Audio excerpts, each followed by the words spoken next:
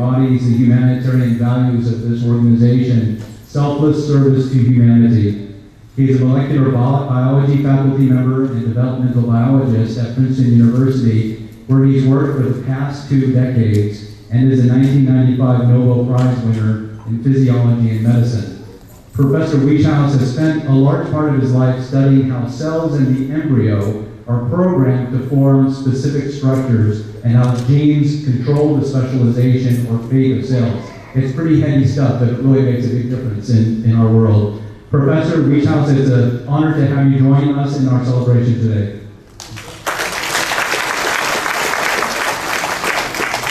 And Professor Wieschaus will be inaugurating a book, and Swami Amarnatha will say a few words about that. This book, Professor is going to inaugurate, it's named Kandari. It's basically, it was written originally by Mr. Nishant Chaudhuri in India. It was written in Bengali about the divine life of Acharya Srimad Swami Pranavaanandaji Maharaj and his divine activities. Acharya Srimad Swami Pranavaanandaji Maharaj is the great founder of the Bharat Sevashram Sangha where we are sitting today. It has around 400 centers, more than 400 centers across the world, and around 600 monks, how you see here in some city. So this big book basically translated from Bengali to English by one of the devotee in Washington DC, related to the divine life of Acharya Swami Pranavaanandaji Maharaj.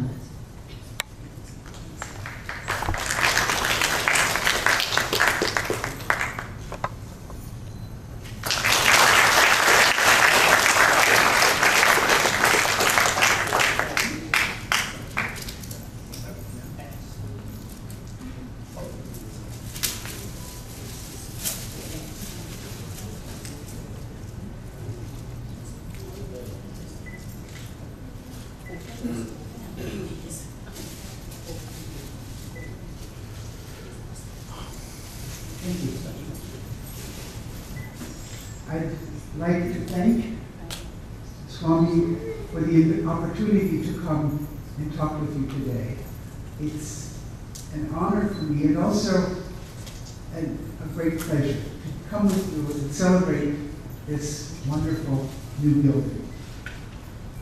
I'm also impressed by the mission of this ashram and the emphasis that the statement places on the search for truth in the context of tolerance and amity towards all people, and the commitment to service to the community.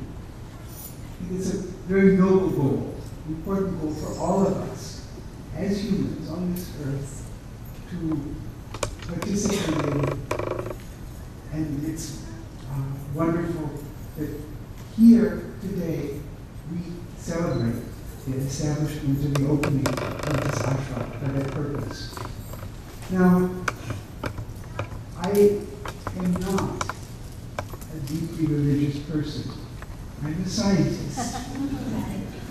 When I was writing here though, I was thinking about many parallels between the mission of this ashram and my belief and understanding of science and the high goals of science and what is the best ways of doing science. And so it's actually those ideas that I'd like to share with you in the next couple of minutes.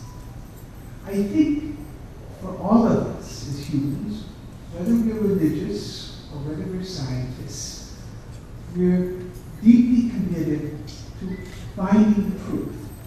And I think that what's common for many of us here, and it's certainly common for me as a scientist, is the belief in the existence of the truth, and also the realization that it is often very difficult for us as humans to find the truth, to understand the truth. It's true in our social relationships, it's true in the world of nature, it's also true in science.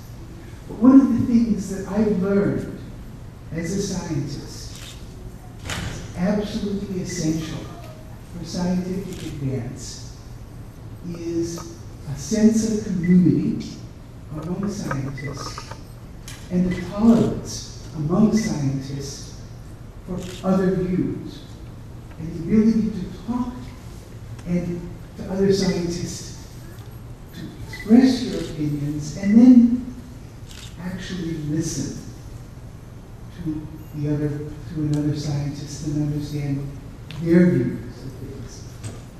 I see that in the small labs, the small functional labs that each of us function in as scientists. Usually this is a group of 8 to 10 scientists, and they're always very diverse personalities and diverse views. And I know that my lab has never been successful unless we as a group have been able to foster an atmosphere of tolerance among ourselves and an ability to speak and share opinions. It's also true in the broader world of science, that view that we all want to find the truth, and we all have opinions about the best way of finding the truth.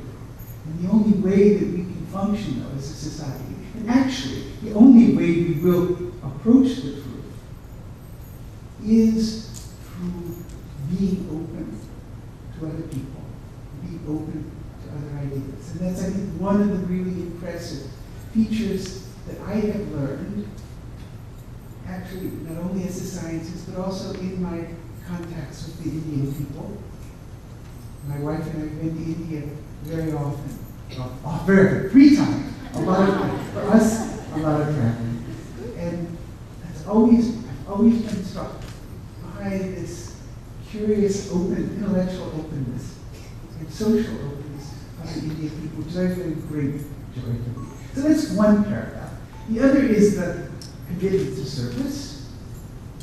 I think it's obviously demonstrated in the mission of this ashram. And my own personal sense for science is that is one of the highest goals of science, is not only truth, but also service. And that scientists believe that from scientific truth, we are able to serve serve our fellow humans. And so that was what I thought when I was driving here, and that was actually the point that I wanted to discuss briefly with you. And then, actually, as I walked into this room, a third parallel occurred to me. As a scientist, as a young man, I was attracted to science, not just because of the intellectual excitement, but because of the great beauty of nature. I love looking at living organisms, plants, at biological material. It's one of the great pleasures for me, the appreciation of natural beauty. And I think you couldn't walk into this room with the wonderful colors or the wonderful, beautiful statues and not appreciate again this common sense and appreciation of beauty that drives all of us in this room, drives us towards the truth and also towards service. So I'd like to end my comments just by again congratulating everyone in the room on this very special day and to wish you the very best. Thank you.